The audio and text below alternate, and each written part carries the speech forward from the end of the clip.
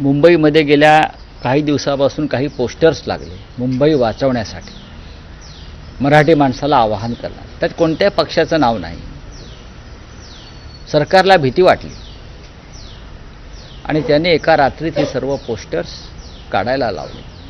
का तर म्हणे आचारसंहितेचा भंग होतो.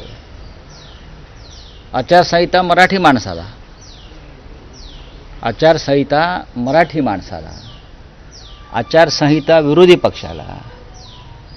आणि हे जे सरकारचे लोक आहेत त्यांना काय,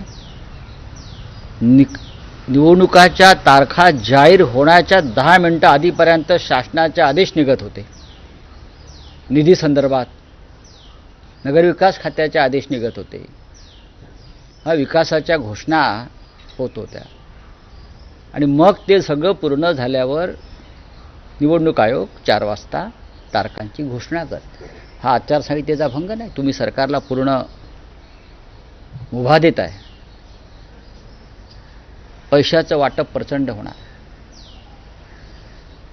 15 लाखाची मर्यादा आहे. मुंबई म्हणजे अ ब क ड 15 लाख, 13 लाख, 11 लाख आणि 9 लाख असं हे अ ब कड आहे. मुंबई, नागपूर, पुणे वगैरे अमध्ये येतात. त्यांना 15 लाखाची मर्यादा आहे. निवडणूक आयोग खात्रीनं सांगू शकेल का सत्ताधारी पक्ष फक्त 15 लाखावर थांबणार आहे? जो सत्ताधारी पक्ष नगरपालिका नगरपंचायत निवडणुकीमध्ये 100-100, 150-150 कोटी एका नगरपालिकेत खर्च करतो, तिथे ज्या सत्ताधारी पक्षानं, ती नाही म्हणतो मी,